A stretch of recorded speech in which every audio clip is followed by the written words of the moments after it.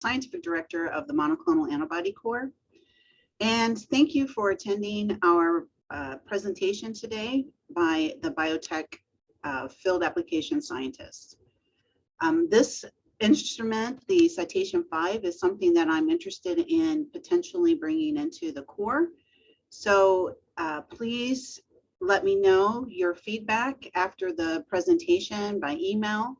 My email can be found on the ICBR website, or it's just angel, A-N-G-E-L, .sampson, S-A-M-P-S-O-N, @ufl.edu.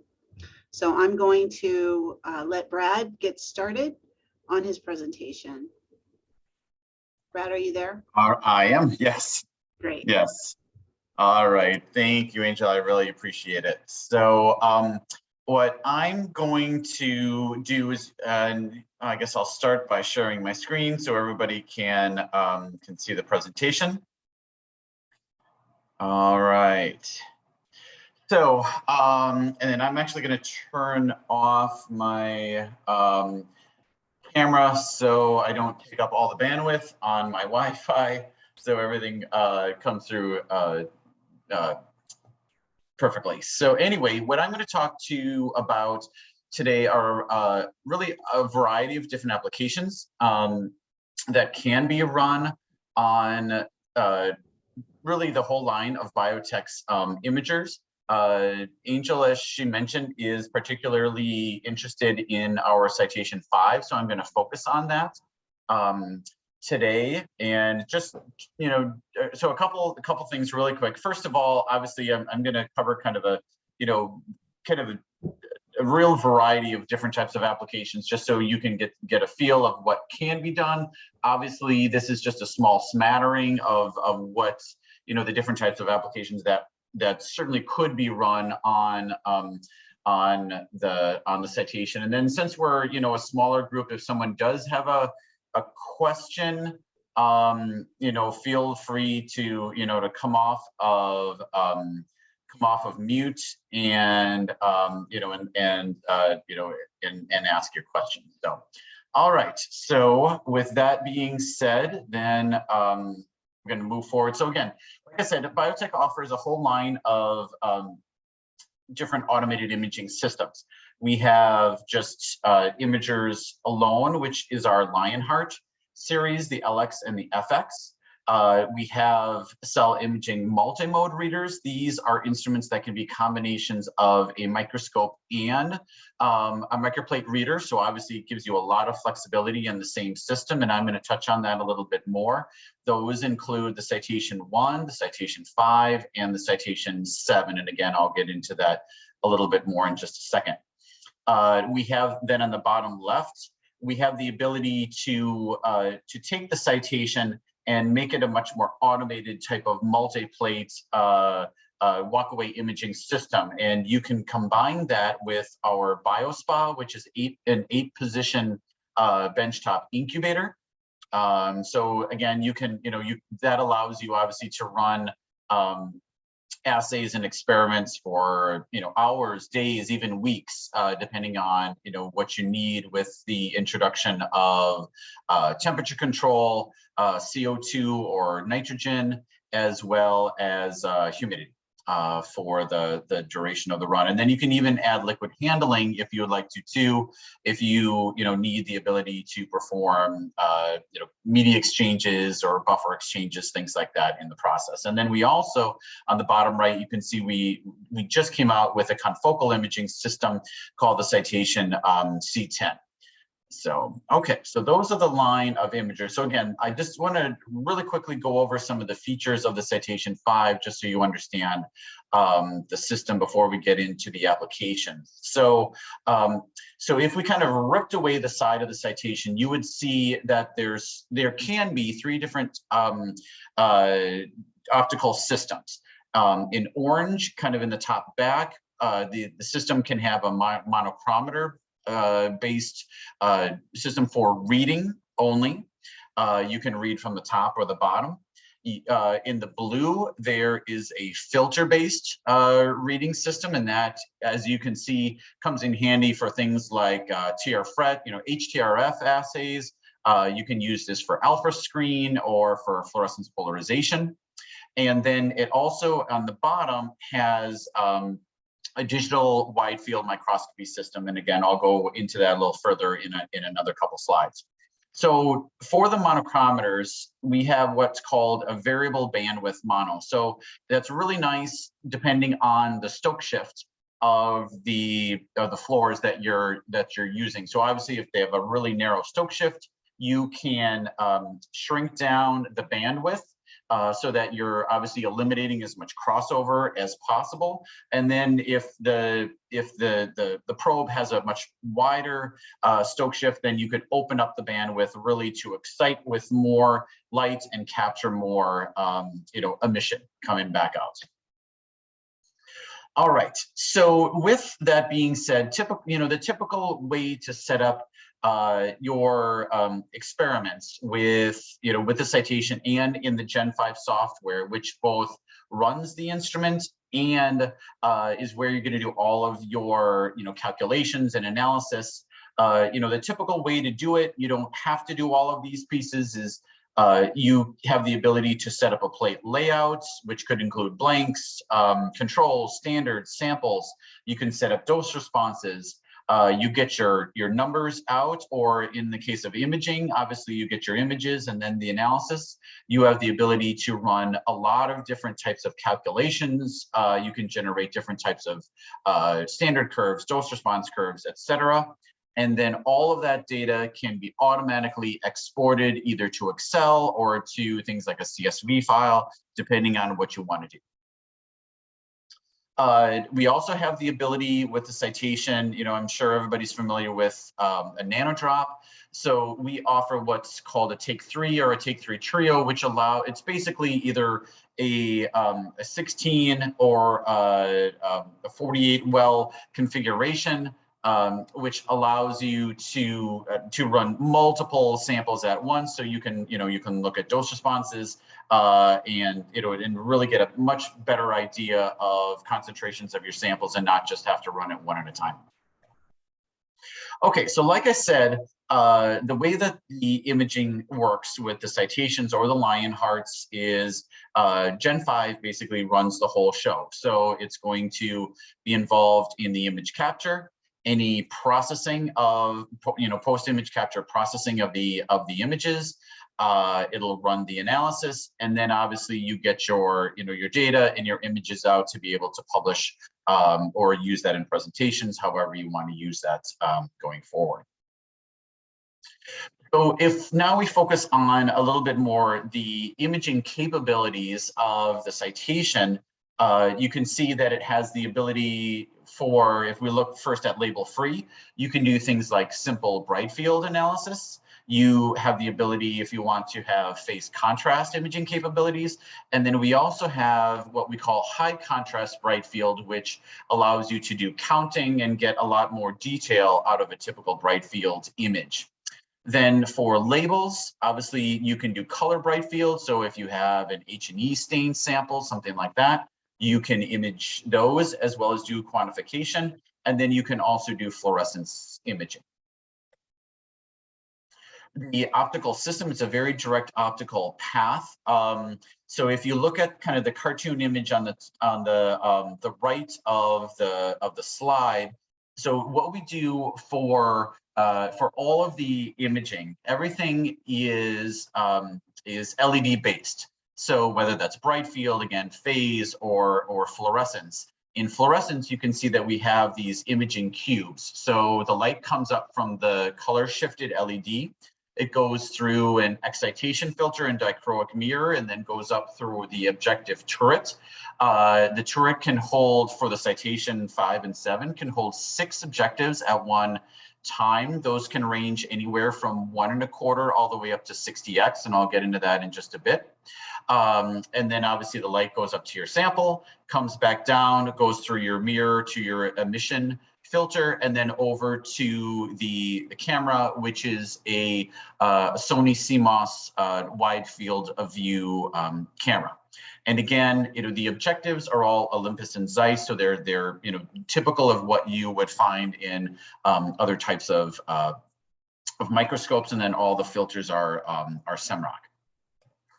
So if we dive a little bit more, like I said, we offer objectives ranging from, the lowest would be 1.25x. So if you really want to look at whole organism, like the zebrafish embryo you're seeing in the image, or if you really need to look at subcellular structures, like mitochondria, so on and so forth, you can go up to using, like a 40x objective or a 60x objective. And in the citations, they're all air objectives, so it makes it very easy to switch from one to the other and really capture a wide variety of images.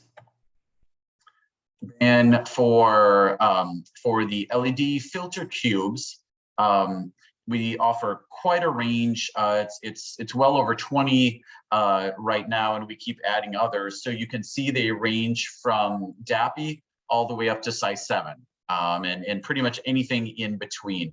So whatever probe you might want to use, we certainly would have a filter combination. You can even mix and match to create your own filter setup. If there's a probe that you feel you want to take the excitation filters from one or the LED from another, you can also do that and create custom cubes yourself. The Citation can be used with a real wide variety of what we call vessels. So that can be like simple microplates all the way from 6 up to 1536. Whether they're clear, black wall, clear bottom, white, clear bottom, so on and so forth. You can also image slides. You can image chamber slides, T25 flasks, Petri dishes, hemocytometers. So there's really a wide variety of different types of things that can be imaged with the Citations. So not only can you do simple things like capture a single image per well, but for larger samples, you can, let's say you wanted to image the whole well, you have the ability to capture a montage, so multiple images across the same Z-plane. You can also do Z stacking. So if you have a thicker tissue, you're seeing, a leaf in this example, or a 3D spheroid, you can capture images across multiple Z-planes as well to really obviously see the entire what's going on with all parts of your model system. Okay, and then not only can we do endpoint images. So if you look at the image on the left, you can see these are cardiomyocytes. You can see the beating, so we can capture images over time. And then on the right, these are kinetic images of zebrafish embryo development. So again, we can capture images over hours, or we literally can capture images over days or weeks. So it really gives you, again, a lot of capabilities and variety in the images that you need to capture for your system. Okay. Then when we get more into analysis, we have the ability to do what we call image statistics. So if you just want to look at maybe proliferation over time and see what, like in this case, we're looking over about, little over 50 hours of growth, you can just generate simple confluence and look at the area covered in your image compared to the total area of that image or images. And then you can do cell analysis over on the right, and we'll delve more into that as we look through the different applications. Okay, so in order to be able to image over time, obviously we need to be able to control temperature as well as sparge in things like, again, CO2 or nitrogen if you want to look at hypoxia. So the Citation 5 has the ability to control its own temperature up to 65 degrees Celsius through the software. And then the kind of small box, rectangular box you see on the top allows you to, that's what we call our gas control module. So that's how you would sparge in either your CO2 or your nitrogen to look at things like hypoxia. Again, you can pair this to get more throughput either with a stacker if you have endpoint type of assays. So the plates can literally be fed into the imager and then back into the output stacked, and that could be, loaded up, in the afternoon. You could press go, and then, you walk away, go home for the night, and the plates will just be shuttled in and out of the system, and allows you to have more of a walk away type of capability for your experiments.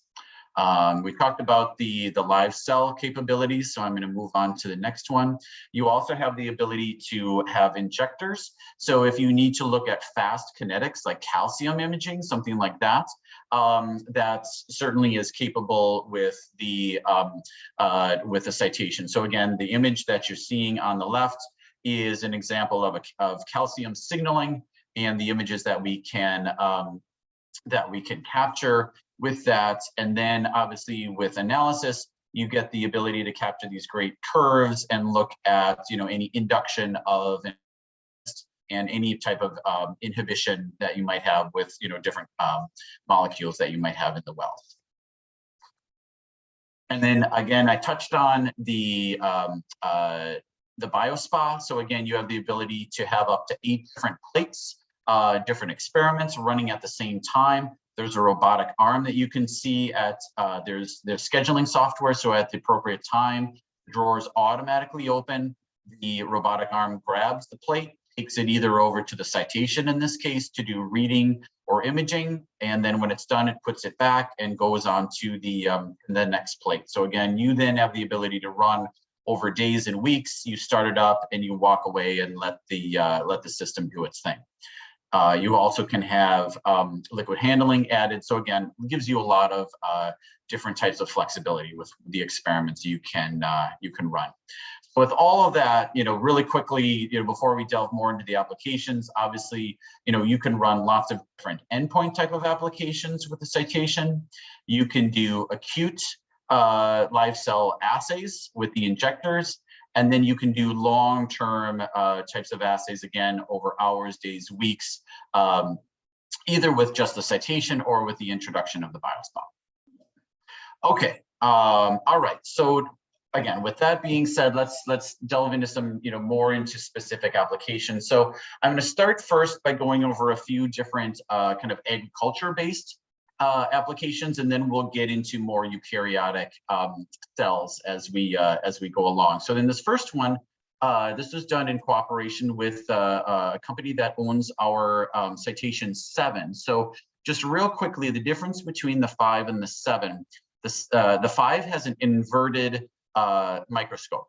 The 7 has the ability to have both the inverted microscope as well as an upright microscope. So in this case, you can not only image from the bottom, but you can image from the top. And that's what you're looking at in this picture right here. So we're looking at tracking germination of Arabidopsis in a 96-well format.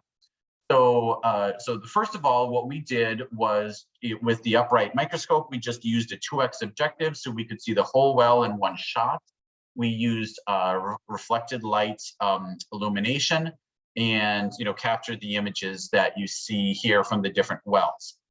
Then obviously, this gives us the ability to visually see what's going on, but we wanted to then quantify the amount of germination taking place in each well. So what we did was we ran that image statistics like I just talked to you about. So what you do there is you set a cutoff. So with the color image that you're seeing, like with A5 down on the bottom left, with colored bright field, we actually that can be split out into a red, a green, and a blue image. So then what we do is we can set a threshold, basically a cutoff signal in with, we choose one of those channels. In this case, it was the green channel, which makes sense because this is a plant type of a model. And then we said, and as you can see in the images, wherever the plants were, that's a darker signal and the background is a much lighter one. So we set a cutoff. In this case, it was 40,000 bright field units in the green. And then we said anything above that signal is excluded from the measurement, and anything below that with a lower signal is included. So you can see in the image on the top right, What's in green is included in the confluence measurement, and what is pink is excluded. So then that's where we get the numbers along the bottom, with A5 ranging to D5 from basically 12, 30, 56, all the way up to about 86% confluence. And then from there, this customer wanted a real quick way to identify hit wells. So we can create heat maps in Gen 5. And again, we set a cutoff for that confluence measurement. So they were looking at, they had a model where they had, an organism that was preventing germination.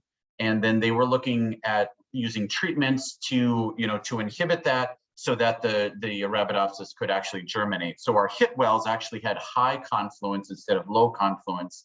So again, all the ones, in the 90s and the high 90s were red, identified as hit wells, so that they knew quickly that those were the molecules that they wanted to take and move forward with other types of experiments.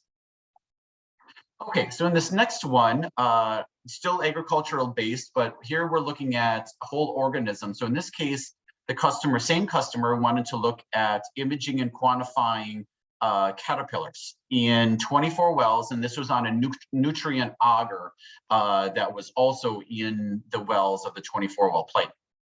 So obviously, since a 24-well plate is a pretty large well, even though we used the 2x objective, in this case, we took advantage of the montaging and we captured a 2-row by 2-column montage. So 4 images, that's what you're seeing here. Then in the software, we have the ability to stitch those images back together to make one large image that is then used for analysis. So that's what you're seeing here with the images, the select images on the left, and then the whole 24-well plates of stitched images on the right. Then we applied cell analysis this time because we wanted to actually put what we call an object mask around the caterpillars. So we used not only changes in the light, in this case, it was the red channel, but we also set minimum and maximum object sizes so that it knew how to look for the caterpillars. And then, so in the image on the bottom left, and then the A1, A6, D5, the yellow or gold is the object mask that's placed around these organisms. And you can even see with the one on A6 where the caterpillar is kind of way over on the edge, we still have the ability to mask that portion of the caterpillar that was within the image. So then what the goal was to actually look at the area, the kind of the size, but in this case, they wanted to look at the area, in this case, square micron, because they were applying treatments which affected the growth of the caterpillars. So in this case, what you're seeing here from this plate, this is all untreated caterpillars. So you can see the range of the average size of the caterpillars was anywhere from a little over about 1 3/4 times 10 to the 6 square micron to almost 5 times 10 to the 6 square micron, again, from untreated caterpillars. And then with Zentari treated, what we're seeing here is that now the average area covered ranges from about 5 times 10 to the 5th to only about 1 times 10 to the 6th. So a definitely quantifiable difference in the size or the area covered by these caterpillars. And this is what we were able to show them in a nice automated way to do this, so they didn't have to do the counting and the quantifying themselves by eye, which was taking them literally hours to do for each plate. Okay, so again, another type of agricultural application. This time, this is a different company that I've worked with here in the Research Triangle Park in the Raleigh-Durham area of North Carolina. In this case, they were looking at soil samples, and they wanted to be able to quantify the number of nematode eggs within the soil samples. So, of course, the problem is that soil samples are inherently very dirty, right? There's just all kinds of stuff going on in the samples. And even after they applied multiple filtration and cleaning methods, you still get the images that you see here, where there's lots of different types of particles and things like that. So obviously that makes it somewhat complicated in a label-free type of manner. These are just bright field images to accurately count the number of nematode eggs. So what we were able to do in Gen 5 is, after looking at the eggs, we were able to discern that even as they were growing and changing in size, there were two sets of ratios that were very consistent as they changed. And one was the ratio of the length to the width of the nematode egg, as you can see, in that I've identified in these images. And the other one was the ratio of the perimeter, the distance around, to the area. And again, those, you can see these are somewhat different, but the length to the width is, still only ranges from about 1.8 to 2.1, and the area, the perimeter to area percentage is also very consistent. So what we're able to do in the software is we can create these custom metrics, and we can create our own metrics that we feel are more applicable. And then what we can do is we can apply what we call a subpopulation analysis. So we can first identify all the objects. That's what you're seeing both in pink and yellow. And then we apply these subpopulation analyses. So using these custom metrics, we create very tight ranges. And then after applying the subpopulation analysis, what is then identified in pink are what we call the real nematode eggs. And you can see it did a really nice job of eliminating a lot of the the crap in the images, and allowed us to do an automated really robust method of counting the nematode eggs. Okay, so we'll switch gears again. This time we're going to look at a couple different methods of quantifying fungal growth. In the first one, we were looking at just fungal growth within a microplate well, either again label-free or labeled. So in this case, we're going to start with label-free. So here we were using a 48 well plate and a 4x objective. This was with just the inverted microscope here. So again, we captured, in this case, a 4x4 montage, so 16 images. You can see in the one of the individual images here on the left. So you can see the nice definition of the fungus that was growing within the well.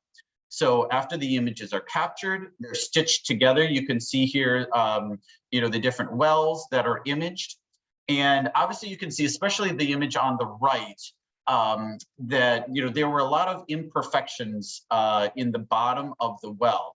So what we were able to do with these bright field images is we were able to apply what we call a digital contrast processing.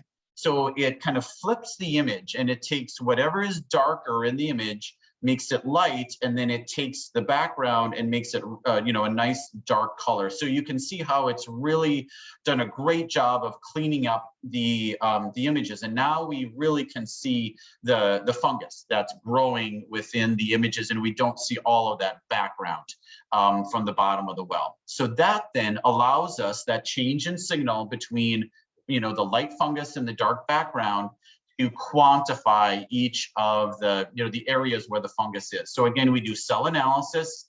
We set up basically a threshold or a change in that bright field signal, and min-max object sizes. And then you can see again in yellow the really nice detailed masks that we're able to apply to the fungus. Then what they wanted to do was to basically just quantify the total area that was covered by the fungus. So you can see here, you have the image on the left with the masks, the analysis that Gen 5 kicks out for you with the object sum area. That's what's highlighted in red. And then we imaged, in this case, 8 wells across a 48 well plate. And you see the different sum areas that are generated and exported by Gen 5. So then we did the same thing by capturing not only bright field images, but also in this case, they had a green fluorescent probe that they had labeled the fungus with. So, with Gen 5 and with the Citation, we can capture multiple images in one imaging step. So you see, we have the bright field, we have the GFP, and then when those images are captured in the same step, we make this nice overlay of the different images. So again, with the bright field, we applied the digital phase contrast. And then with fluorescence, what we did was we have the ability, because there was some inherent background signal with this fluorescent probe, we applied what we call an image pre-processing, or it's a background removal step. And it allows you to get a more sensitive image to use for analysis. So what you're seeing in the top is the raw image, and then that line that's drawn across creates this graph. So the x-axis is the distance of the line, and then the signal, the y-axis, is the GFP signal for every pixel that we drew through across the across that line. And you can see the BKG, that's the average background signal in the raw image, was 2,768 RFUs. So after we apply the background removal, you can see the background now is 900. So we've reduced the background by over a factor of 3, which again gives us a more sensitive image to use for analysis. Then we do the same thing like we just I just showed you with the bright field image, got those masks and that data. Then we did the same using the GFP channel to get the nice accurate masks that you're seeing here. So then we were comparing a couple different things. First of all, we were comparing results of bright field to GFP.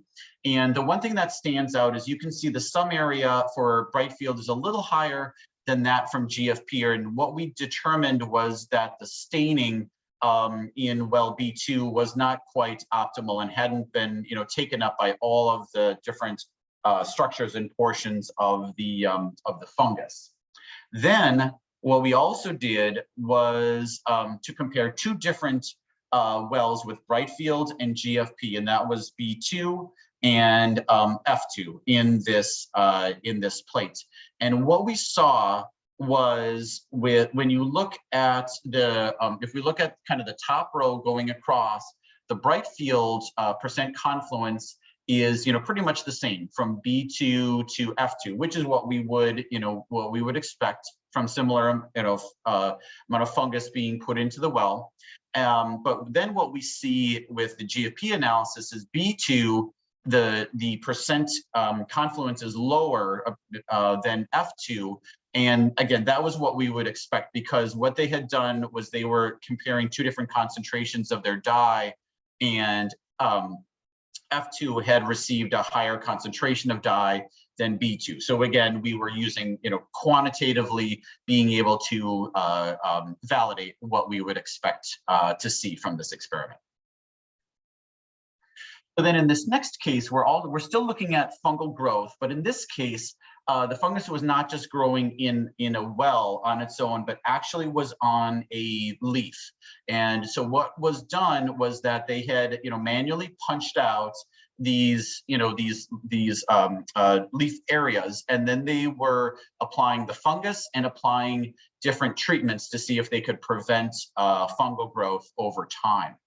So what we did here, again, you can see this is the leaf punch, obviously is quite a large area. So in this case, what we did was, you can see again, we have the montage, we did a 5x5. And in this case, the stain wasn't a green probe, but a blue fluorescent probe for the fungus. So we captured images both in bright field and DAPI, and with the 5x5 to see everything in the leaf. So again, what you can see with the image on the top left, that's the stitched image in the bright field channel with the whole leaf punch. The blue is the signal from the blue, fluorescent fungal probe, and then on the right we see the overlay of the two images. So then, what we did, again, like I just said, we stitched all of those images together. Then, with the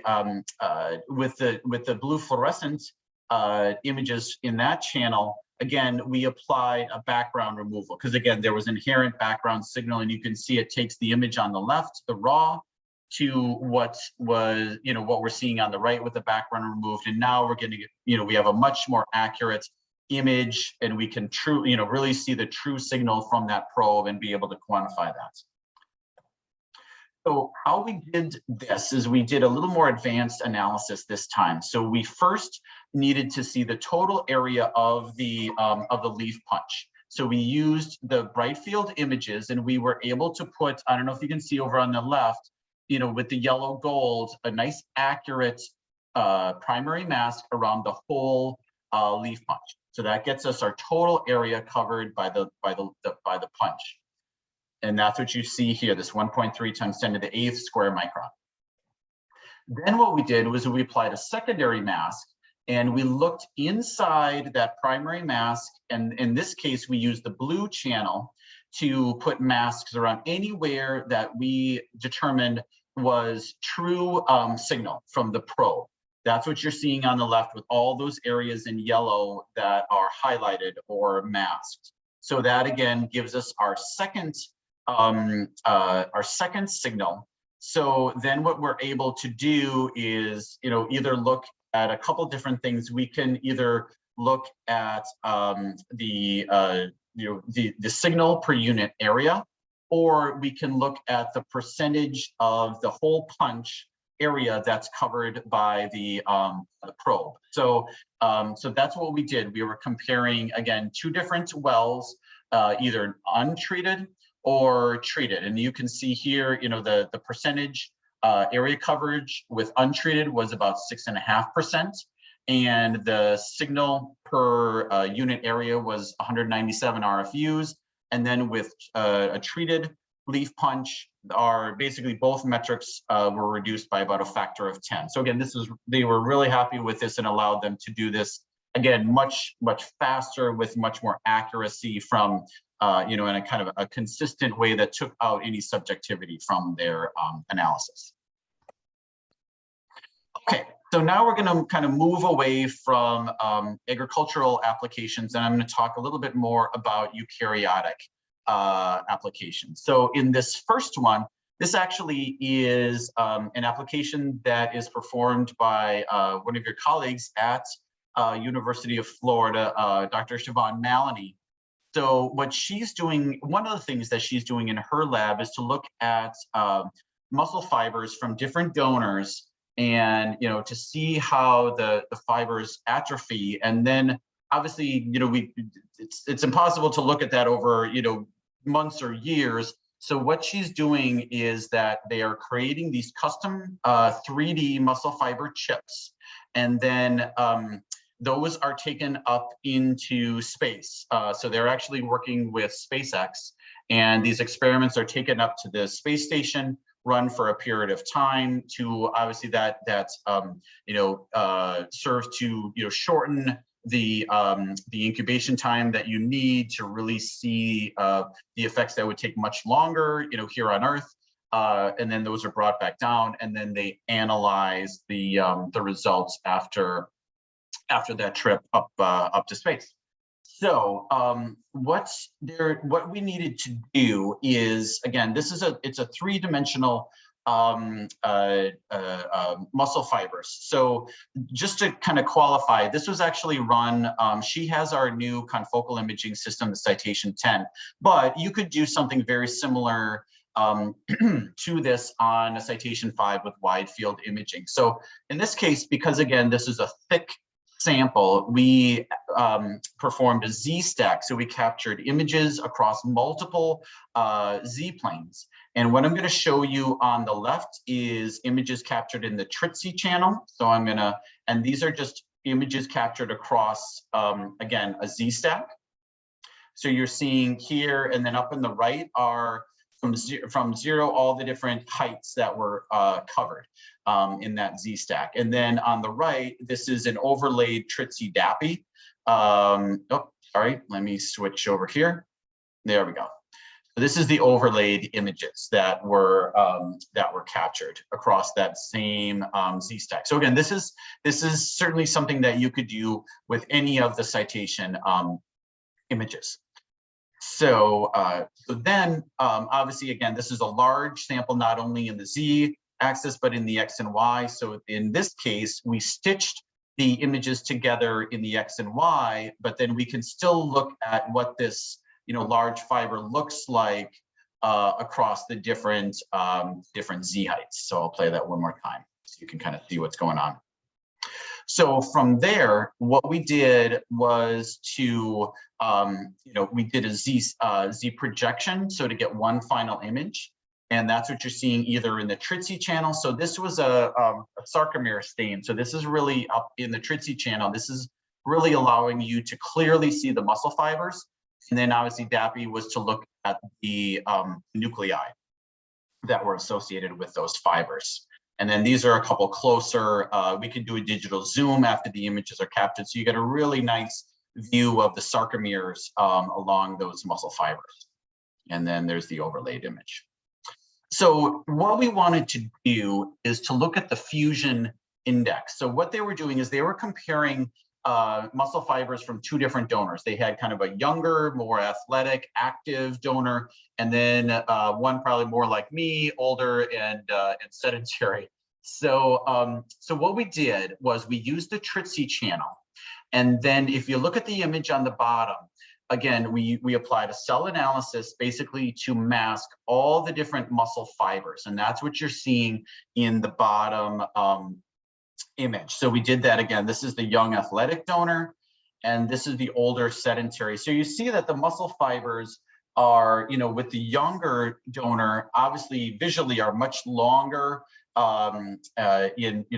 which we would expect. And then those kind of shorten up with the older donor. So the idea then was to quantify what we were seeing visually. So there were two different types of metrics we were looking at. One was just to quantify the average muscle fiber length. And then they were also looking at what we call a fusion index. So that was quantified by looking at the number of nuclei per muscle fiber. And we can do that with the, with the Gen 5 software again. And then if you look at the results from the young athletic on top and the older, more sedentary on the bottom, you can see the muscle fiber length on top is about average is about 591. And then the average length on the bottom is about 185. The fusion index also with the younger donor is much higher. We have on average about 375 nuclei per fiber and only about 30 with the older. So again, a nice way to, take a very complex type of a cell model and get some great images and usable data that they were able to, to work with in their experiments going forward. Okay, in this next example, we're going to look at how I was able to perform stem cell differentiation over, again, a long period of time using a 3D cell model. So in this case, we incorporated the Citation 5, the BioSpa, and in this case, the EL406, because what I was doing is I was taking a mesenchymal stem cell model, put those, aggregated them into 3D, and then we were differentiating them into a chondrocyte lineage, basically, and then we did the test over 20 days. So obviously we needed to, keep the cells, the 3D, cell models happy over that period of time. So what we did was with the BioSpa, obviously they were maintained at 37 degrees, 5% CO2 in a humid controlled incubation chamber. And then we were able to perform media exchanges with the liquid handler. And we were able to monitor, not only growth, but eventually differentiation into that chondrocyte lineage over time, and that was done using immunofluorescence, and I'll get into that in just a second. So basically, what we did was we had the plates in the BioSpa. Every every couple of days, you would have a media exchange, and then you would have regular imaging again to monitor what was going on. So if we look in again a little at this slide, what we're seeing is how we were able to do the monitoring of the differentiation. So what we did was every 5 days, we had multiple plates running, and I would remove a plate either after 5 days, 10 days, 20 days. And then what I did was performed immunofluorescence. So obviously the cells in the spheroids were fixed and permeabilized. Then I added a primary collagen 2 antibody. Obviously that's a marker for chondrocyte cells, and then I added an Alexa 647 secondary antibody, so we could see the fluorescence.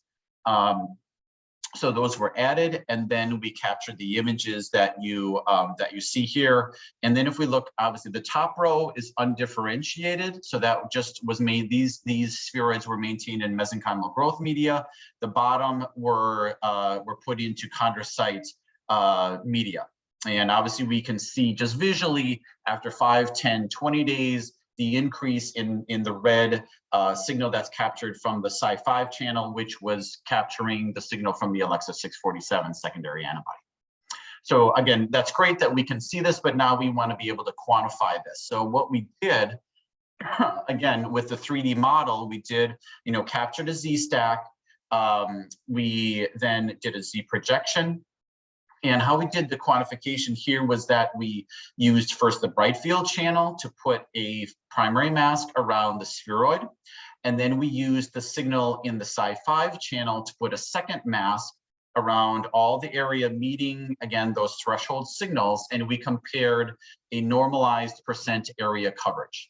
So you can see in the graph on the right, after 5, 10, 15, 20 days, the undifferentiated, obviously we saw negligible signal, covered by the what was captured in the Cy5 channel from the primary and secondary antibody binding.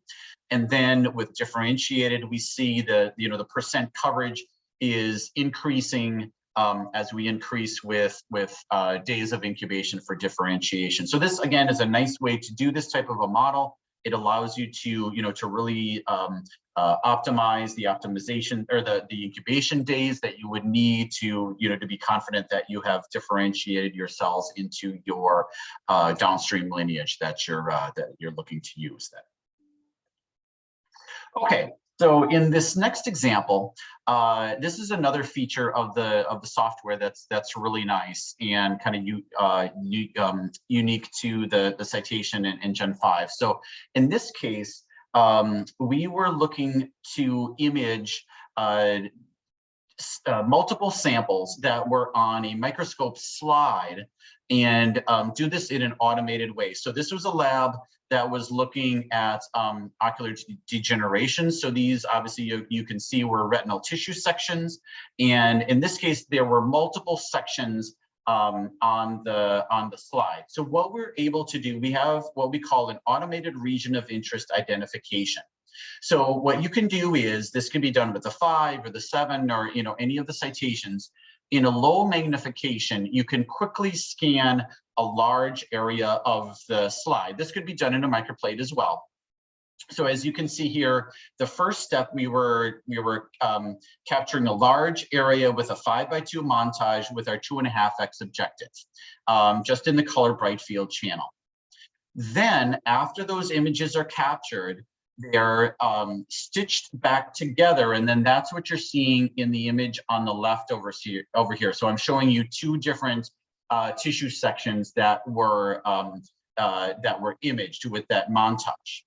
Then what we do is we set up a region of interest identification step, and this is performed automatically. You don't have to do anything here. So it's basically automated cell analysis. So it looks, again, in this case, we were stitching with the green channel and then doing the analysis in the red. And with the settings that we have, if you look at the image on the right, where that kind of orange area, though, that was the area that was identified with the automatic region of interest identification. So then what we're able to do is that triggers the 3rd step, and only the areas that are automatically masked are then imaged. In this case, we were using a 20x objective with DAPI, GFP, Tritzy, and Cy5 to capture high-res images in fluorescence of these tissue samples. So then that's what you're seeing here. So over on the left, these are single image tiles with DAPI, GFP, TRITC, Cy5. You see the difference, and you can see here, that DAPI was the host. We have a green GFAP, the TRITC was arrestin, and Cy5 was GNAT1. So we get the overlay, and then of course that's stitched together to give you the final image that you're seeing on the right. And then of course we could do quantification from there. So then in the next example, we can do the same thing. In this case, these samples were just H&E stained tissue, retinal tissue sections. So it's the same type of process. We did, in this case, an 8x2 montage in the 2.5 with the 2.5x objective. We had the auto ROI identification. In this case, we actually had 3 tissue sections on the slide, which were identified automatically. And then that led to the high-res imaging with the 20x again, just in color bright fields. That gives you the, the image tiles that you're seeing over on the left, which were stitched together. That gives you, again, the really nice image over on the right with a high level of definition. And then what we also saw, because these were, kind of a thicker tissue with the 20x, we actually captured a Z-stack. So you can see, 4 different slices that I'm showing here, 1, 3, 5, 7. And then we do the Z projection. And then again, it gives you that really nice high definition with a higher magnification objective. Okay, so in this next example, we're also looking, similar to what I was showing you with the stem cell differentiation. Again, we're looking at antibody binding. In this case, what we were doing is we're actually taking advantage of multiple different capabilities in the Citation 5, because we were not only looking at imaging, but we were also running reader-based assays to look at beta amyloid binding and the effect on different signaling pathways. So in this case, we had the neuroblastoma SY5Y cells as our disease model. We added different concentrations of the beta amyloid peptide to use for looking at signaling pathway inhibition. And then we were looking at interruption of peptide binding by testing 2 different antibodies that you can see here as a positive and a negative control. And then we were detecting binding again with antibodies. So we had a primary amyloid beta A4 antibody, and then you can see here the secondary IgG1 going in a mouse conjugated secondary. Okay, so first of all, what we're looking at in this slide is just, we needed to visually, confirm that with the antibody binding, we could see where the beta amyloid was binding to the cells. So this was after 24 hours of incubation, either with a negative control or a high concentration of beta amyloid. These were 40x images, and then we had host again in DAPI and Alexaflor phalloidin, and then the antibody was captured with our Texas Red imaging channel. Then what we were able to do, we performed a spot counting. So we were able to basically quantify all those spots, those red spots that you're seeing in the imaging, in the images. And then here we then can plot that over time and with different concentrations, excuse me, of the amyloid beta. And obviously we're seeing what we would expect, that with increasing concentrations of the peptide, increasing time, we get more binding and more binding sites that we're quantifying with this type of analysis. Then what we did to look at effect on signaling pathways is we took advantage of the filter-based reading capabilities of the Citation 5. So here we were running basically 4 different types of assays.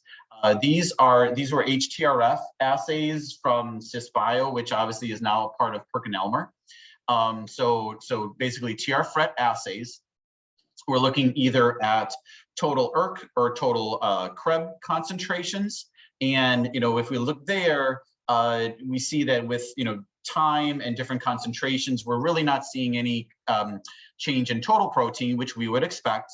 But then we also ran, phospho-ERK and phospho-Krebs assays. And then you can see here that with time and different concentrations, we are seeing a decrease in the level of signaling pathway activity, again, as we would expect. So again, we can, this really highlights the ability to do lots of different things with the Citation 5, not just imaging, but also adding in the reading and getting more information from the experiments that you're running. So then we did, a couple different things here. We've got examples of 60x images over on the left, either again with the beta amyloid or with the peptide and the neutralizing antibody. And then we have different examples in 20x, again, of the different controls, positives, negatives, and then either with the inhibiting antibody or the negative control antibody. So obviously we can quantify everything from those, from those images and look at binding sites, and we can see the decrease that we would, expect with that neutralizing antibody.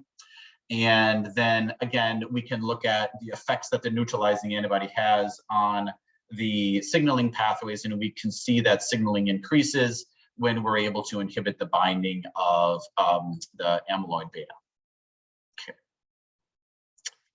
So then again, switching gears here, in this case, we're going to look at a couple different infectious disease types of assays that we can run with the Citation. Obviously, over the last couple of years, there's been tons of interest and need to develop and run a lot of different types of virus assays because of COVID. So our imagers and readers have really been called on to do a lot of different types of both testing, running things like simple ELISAs for COVID testing, but then looking at the image-based assays for vaccine research and and other types of research to understand the virus and what's going on. So I'm just going to show you 3 quick examples of some different types of infectious disease assays that we could run. Again, this is not everything, but just kind of a quick 10,000 foot overview. So this first one is just a very common type of general virology assay where we're looking at plaque formation across cell layers, viral plaques that are formed. So this could be imaged in this case. We're imaging in color bright field as these were colorimetrically stained. However, we have had other customers just ask us to do this with simple bright field as well, and we certainly could do that. And then again, using one of the channels from the color bright field images, we apply the masks, and then we can quantify the number of plaques in the wells, and then obviously that with different concentrations of your test molecules, we can generate either and you can see it with the graphs up on the top right, the TCID 50. You can generate EC50 graphs, anything like that. So it again is a nice, easy, quantifiable way to run this type of assay. And the second example, this is an ELISpot assay. So this is another one that we can do with our Citation 7. The ELISpot assay, again, is a little bit unique in that the plates that are used to run this assay have a solid bottom instead of your typical clear bottom that you would have for imaging assays. So we take advantage of the upright camera again with the Citation 7, and this is a colorimetric assay. So obviously the spots that we're seeing with the image on the top left indicates binding, and then we're able to quantify that by using again the change in signal in one of the 3 different colorimetric channels. We get the object masks that you're seeing in green, And then what Gen 5 is able to do is to report the, the number, basically the spot count from each well. And then, that could be compared to, any dose response that you're running in your plates, just to, again, generate an EC50 or an IC50 value and look at the effects of different therapeutics that you might be running on that plate. And then in the third example, this is one that I've personally helped a number of different customers set up. So this is a fluorescent microneutralization assay. So obviously, again, testing different molecules to inhibit, growth and binding of fluorescently labeled, genetically engineered virus.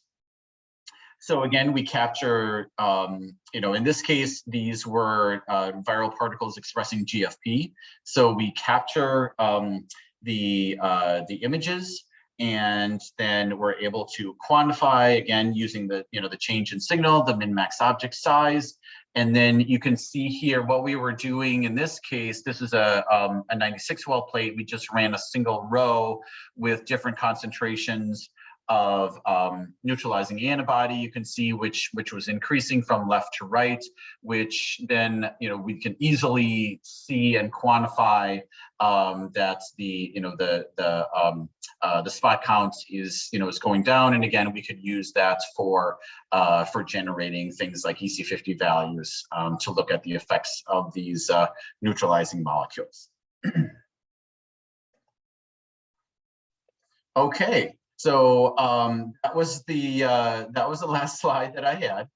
So I obviously want to take time if there's any questions that anybody has, or if there's applications that I haven't covered that you're wondering, can the citation run that, or anything that's unclear. Does anybody have any questions at this time? Hi, this is Angel Sampson. Mm-hmm. I have a question about so we saw the microscope slides, which were really awesome, by the way. Okay. And I'm wondering if you could talk a little bit more about the plate reader function of the Citation 5. Sure. That's a great question. So again, there are two. Let me quickly go back way up here.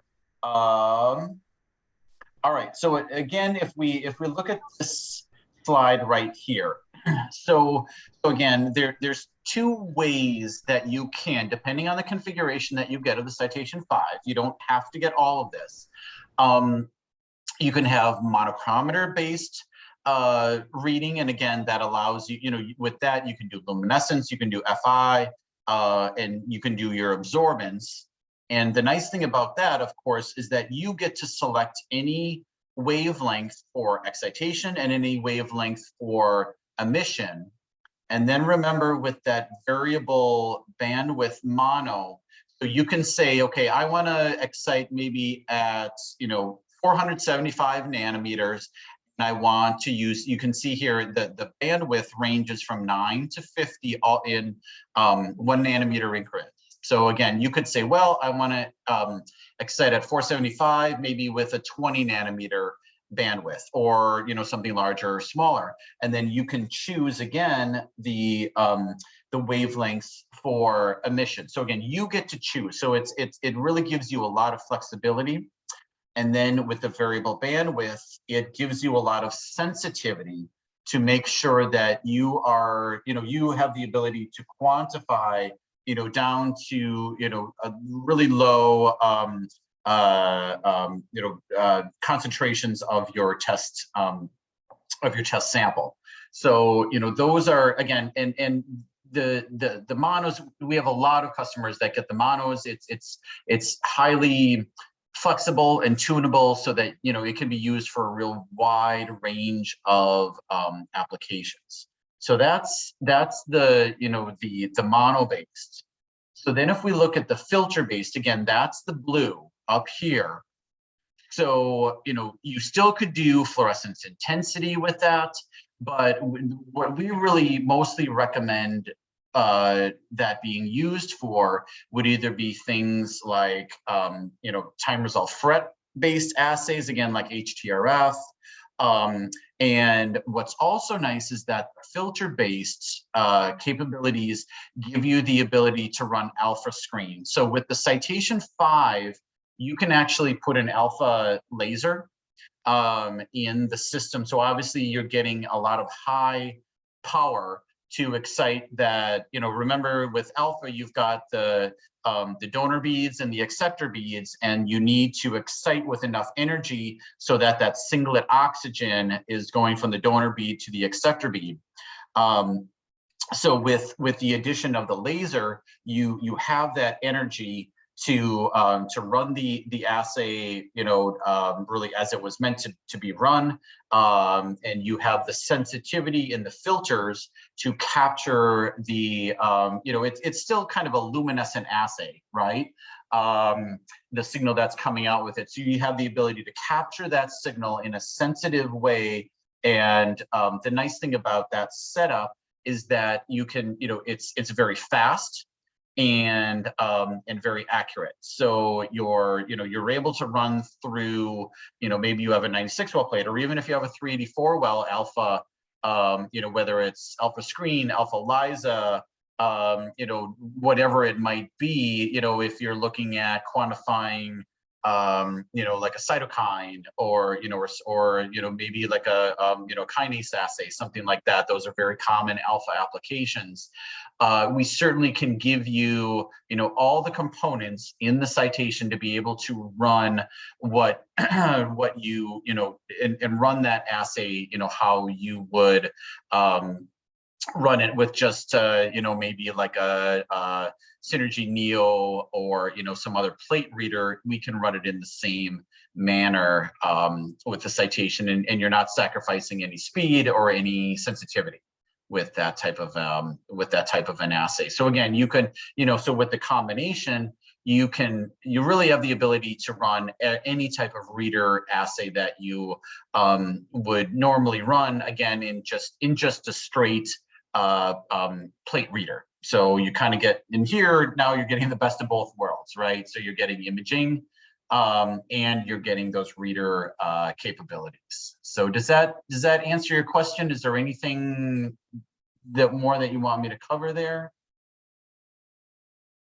No, I think that covers it. Thank you very much. Okay. Yep. No, I'm glad you mentioned that, because again, it is important to know that the Citation is not just a microscope, that it is a fully capable multi-mode microplate reader as well. So again, you can get a lot of different features that you might want depending on the different types of assays that you want to run. So what else? Any other questions?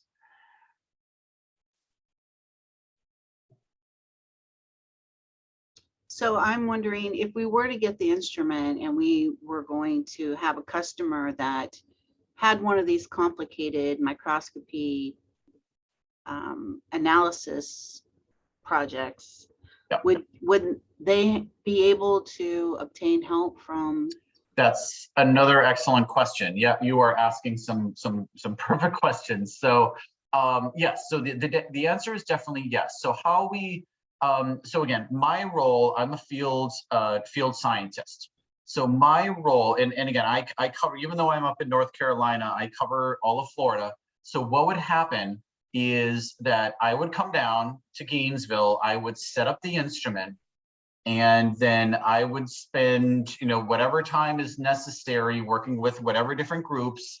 And, I would, train you on using the instrument. And then what I always recommend is that if you can have samples prepared, whether that's in a plate or a slide or, a reader assay, whatever it is, we can then work together to create what we call a protocol. So that actually leads me into one other feature I want to mention. So how Gen 5 works, and again, this is the same if you're doing reader-based assays or imaging-based assays, is we create what's called a protocol. And think of a protocol as a template of how you want your assay, your experiment to be run. If it's a reader assay, it's, are you doing luminescence or, FI or absorbance or whatever it is? Do you want to do anything with the data after it's captured? Again, generate an EC50 curve or, a standard, a standard curve from a set of standards. So it's the template of what you want to do. And then when you have developed that, you basically develop it once. And then going forward, you run an experiment. And then an experiment is when, again, you have a plate or a slide or a dish or a whatever it is, and you're ready to generate data.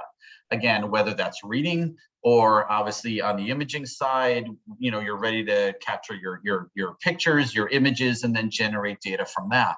So, so you have your protocol, you run an experiment using that protocol that's already there and all ready to go. So then you put your plate or whatever, on the plate stage of the citation, you press start, you walk away, and it'll do everything that you programmed it to do. Again, reading, imaging, analysis, so that when you come back, all your data is ready to go. And again, what my role is to work to develop those protocols with you. But even after I go back home to Raleigh, an important thing to remember is that basically you then have access to me, meaning that if you have a question about an existing assay or a new assay, you can always contact me, via email or phone or whatever.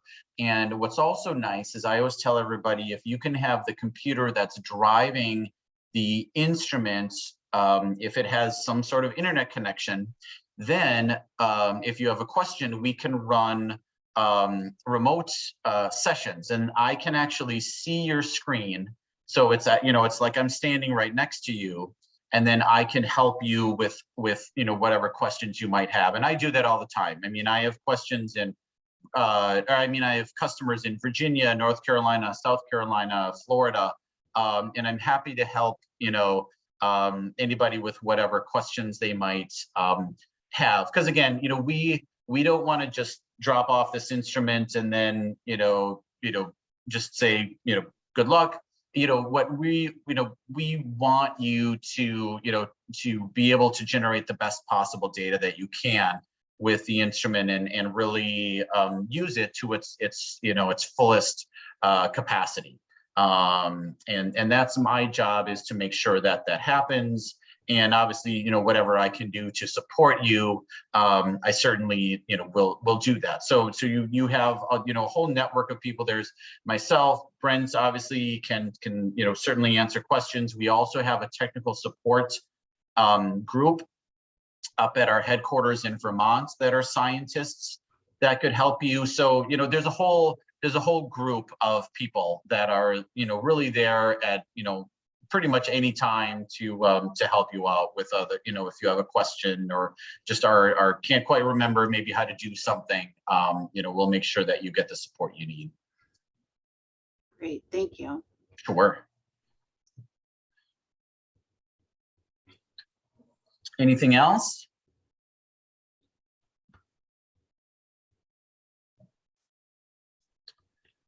You guys are being easy on me, so.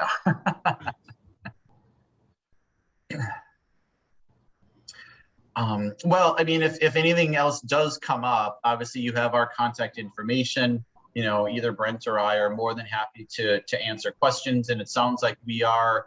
I have a couple more questions. Okay, go ahead. Yeah, sorry. They just take me a while to come to my brain. So one question is, so for some of these more complicated assays, do you have, are there YouTube videos or any kind of training videos or training platform that help investigators learn how to do these things on their own? Sure. So we do have some training videos that kind of cover how to optimize plate settings in the software and and kind of reminders and set up the cell analysis or the image statistics or anything like that. So we certainly do have reminders on on how to do anything anything like that. We have so what I would do when I come to do the initial training is there's probably about a dozen of these training videos. So I would leave all that with you. We have a few different PowerPoint presentations. We have a manual that is quite good, if you have questions and if you like a manual and you want to kind of read through, how to do things. So again, there's multiple ways to do things, and so you don't have to necessarily rely on calling or emailing me. And then we do have different, depending on the application, we might have something, a protocol that's similar to what you want to do that we've developed in the past. So we can always look at those. And we have, just like I was reminded of there was a commercial a while ago that always said that, there's an app for that. So we basically, I always feel like we have an application note for just about anything. So, and I can give you that link too. So on the BioTek homepage, there's a resources, and then you go to application notes, and we have well over our probably between 100 and 150 different application notes. Could be, on live cell assays or cell cycle analysis or, reader assays or things like that. So those are great tools to look at as well, because they're basically developed as you would a peer-reviewed journal article. So there's materials and methods to say, okay, this is how we set up the experiment, and these are some of the parameters that we use to do the reading or the imaging or the analysis, so on and so forth. So there certainly are multiple tools to help you get going and help you get started. And then of course, I can always jump in if you have a few more optimization questions to keep you moving forward. So then I have just a couple clarifying questions, because I sure, yeah, wasn't able to pull out the information from the talk exactly. With the CO2 imaging of cells, can it, so does the plate stay in the instrument and the instrument provides CO2 for the cells to survive, or do you have to have that other attachment? Right. That's a great question. So let me just move down here. This is a good slide. So if you look at the image on the right here, you've got your Citation 5. On the top is that kind of rectangular box, that's the gas controller, and then on the top is the injectors, which we're not talking about right now. So the nice thing with the Citation is that this gas controller, so this actually sparges in gas or CO2 to the Citation itself. So so what would happen is that you would have like a CO2 tank situated somewhere, or house gas situated somewhere near the Citation. You would have a line from that tank through the regulator that comes into the back of the gas control module. And then there are lines from the back of the gas control module that go right into the Citation 5. So the gas controller, you set it, like at 5% CO2, and then it will sparge in CO2 accordingly, so that it maintains that level throughout the entire incubation period. And then, like I said, with the software, that's where you would control the temperature. So you have the gas controller for the CO2 or the nitrogen, and then you have Gen 5 that controls the temperature. So that certainly works really great, and I've used that personally. Again, I used to be in the applications group at BioTek, and I used this, so probably for 2 to 3 day experience.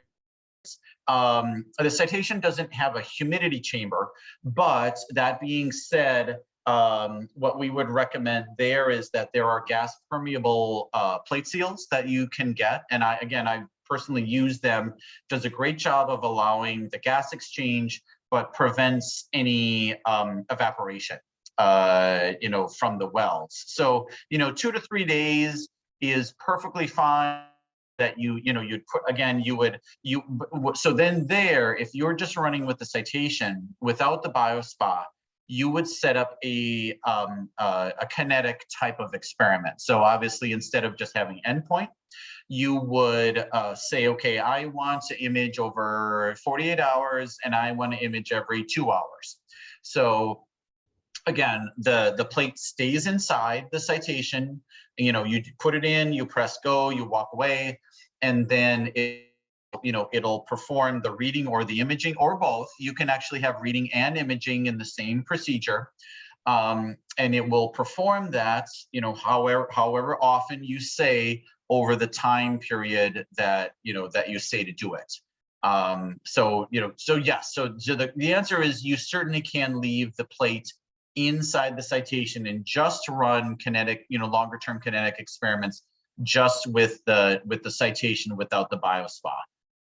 You do have the ability to, if you wanted to, you could even, if you wanted to run over a week or 2 weeks just with the Citation, you could actually, put the plate in, do the imaging or reading, and then you do have the ability to take it out and put it back in your ink as well, and still have that kinetic experiment continue on. So there's multiple ways that you can come at it. So you don't necessarily have to have the BioSpa to run kinetic assays. And like I said, I've personally done that myself for a lot of different types of applications, looking at maybe proliferation or apoptosis necrosis or wound healing assays, things like that, just with the Citation alone, and still gotten great, reliable results. Thank you. So I have only one final question. Sure. And that is, so it's the Citation 10 that can do the Z stacks and not Citation 5, correct? That is not correct. That is not correct. So the only thing that the 10 gives you that the 1, the 5, and the 7 doesn't is confocal imaging. Okay. The 10 is our confocal imager. The 1, the 5, and the 7 can do the Z stacking, they can do the montaging, they can do the kinetics, they can do all of that stuff. The only thing they don't have is the confocal. That's it. But all the other capabilities are certainly there, and can be performed with the 1, the 5, and the 7. So yeah, so you'll be able to do the Z stacking, the montaging, the kinetics, all that stuff with the 5. Okay, thank you. Yeah, that's great. I'm glad you asked. I mean, there's a lot of capabilities, so I want to make sure that everything is that everything is clear. What you certainly can do with the imager. Yep. All right. Well, I think that sums it up for me. Okay. Very good. Very good. So I was going to point out, Angel, that there also are a few canned experiments under the help functionality in the software. So if probably maybe 50 or 60 different applications, if you're looking for, let's say like an ELISA or a protein assay or something like that, you can pull that up and you can look at the experiment, the protocol data, and then you can kind of use that as a basis to sort of create your own protocols. That's a good point. There are alpha protocols in there too, now that you mentioned that, Prince. That's great. I have a user that's interested in doing alpha screen. Yeah, perfect. So yeah, I've done some different alpha ELISA assays and alpha screen with it, and yeah, it again, you get really great results with it. Certainly very comparable and many times a lot better than like an Envision or the readers that you might think of when you think of alpha screen. You get a really robust, tight signal when using this. So I have a BioTek Synergy plate reader, and I'm wondering, with that device, it's a workhorse. That thing has never had to be repaired. Mhm. And I'm wondering, with this Citation 5, is there a service contract that's required, or not just required, but recommended, just to, because, you know, they need to be repaired every now and again, or things need to be upgraded, or how does that Brent, work? Brent, do you want Yeah, to I'll handle take that? that. Yeah, I would say the maintenance needs and requirements are going to be very similar to the Synergy instruments. I mean, we've had versions of the Citation out since how many years, Brad? Maybe 7, 8 years, something like that. So I would say the experience has been very similar of people, not really needing very much maintenance for these instruments. And, typically people are keeping them for many years and then trading them in for newer technology. So we have service contract options available. I mean, it's really up to you if that's something that you want.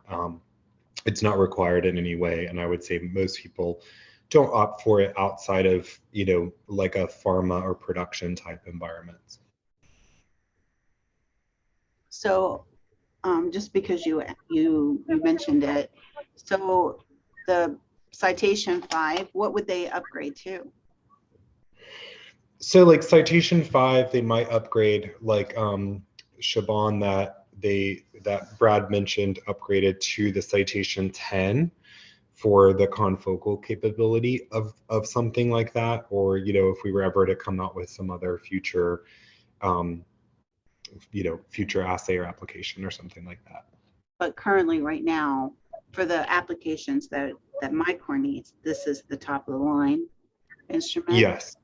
Yes, especially considering it's going to include all of the plate reading functionality. So it's going to take what you currently have on the Synergy H4, and then it's going to add, you're going to add the variable bandwidth monochrometers, and you're going to add extended dynamic range to what you have. Then it's going to add the alpha laser in there, and then also the ability to work with the way that the filter cubes are done are much easier to work with a lot of different fluorophores rather than having to kind of manually do the change out process and take the case off and all that kind of stuff that you saw me do to change out the alpha screen filters and stuff like that. So it's going to be, much more modern in terms of the plate reader functionality goes. And then to have, it's the only combo option that we have that would have all that function plus the imaging.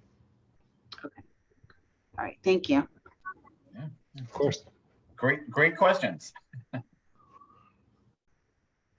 Question. Anything else? Katrina has a question. Okay. I don't think my mic is working. Oh, you can? Great, sorry. So for the CO2 control, is there any safety mechanism? Say there's some malfunction with the tank, the CO2 is not getting in. Is there like a alarm that goes off, or some way of just notifying someone that something's going wrong? There are alarms and lights. I don't know if you're still looking at the slide that I have pulled up. You can see that there's kind of two red lights in the middle of the module, and then another light will come on, and there can be different alarms and things like that that will let you know if the either if, like you say, if the tank runs out and the the CO2 is down at 2% or something like that. So yeah. Is there like an email function, say it's over a weekend, or is something you just kind of have to check on daily? Right. With the configuration you're seeing right now, there is not an email functionality. If for some reason at some time you were going to get the BioSpa, then that does have notification capabilities. So, but yeah, with just being attached to the Citation 5, it's a little more kind of where the gas controller is where the alarm, the notification is going to be. Yeah. Okay, thank you. Sure.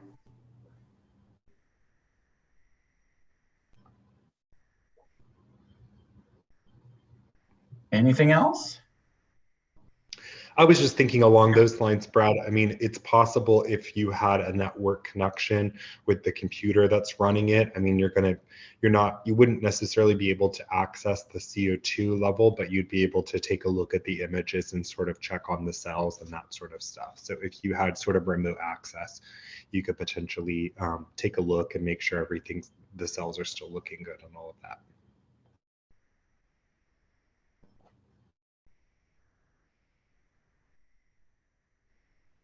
Yeah, that's a good point. So when you are reading cells in the plates, Yeah. does the lid, is the lid on or is the lid off, or does it matter? Normally it would be on. Okay. You know, most of our users keep the lid on, to tell you the truth, and that's completely fine. The nice thing with the Citation, again, as opposed to some other instruments, is that the way it heats is that there's, you know, so you can kind of see the Citation 5. There's kind of that middle rectangular door, and that's where the plate would go in and out of. So there's two heating elements above where the plate would be and two below. And the nice thing is that you have the ability to set those at a slightly different temperature. So I'm sure we've all seen, you know, if you have a plate with a lid on and you're at, you know, 37 degrees Celsius or something like that, you know, there are times where it can be just a bit cooler at the top of the lid, and then you can get condensation. So of course, if you're doing any type of transmitted lights, imaging like bright field, color bright field, that can interfere with your image, right? So what's nice with the way the heating is working is that, so let's say you want 37 degrees, you can set a 2 degrees Celsius differential. So you could actually have 38 on the top and 36 on the bottom. And then that does a fantastic job of preventing any condensation. So again, it makes it very easy to leave the lid on through the entire, you know, experiment. And then of course you're not sacrificing sterility and the integrity of the cells, and you're, you know, you're helping to prevent evaporation. So really the only time you might need to do that is, or like, you know, take the lid off, is if something needs to be, you know, added, or you know, or you know, something like that. But very rarely would you be in a situation where you would need to take the lid off. Yeah. All right. Well, thank you so much for coming. We really appreciate it. Yeah, thank you, everybody. Very good presentation. Thank you, appreciate it. And we look forward to demoing the instrument. Yeah, I think we said the December 14 through 16, something like that, or 15, 16 is what we were talking about yesterday. Yeah, I think we're going to have you come back on the 15th. Yeah, we're looking forward to it. All right. Well, thank you very much, and y'all have a wonderful day. Thank you, Angel. everybody. All right, take care now. Bye-bye. Okay, bye. Bye-bye.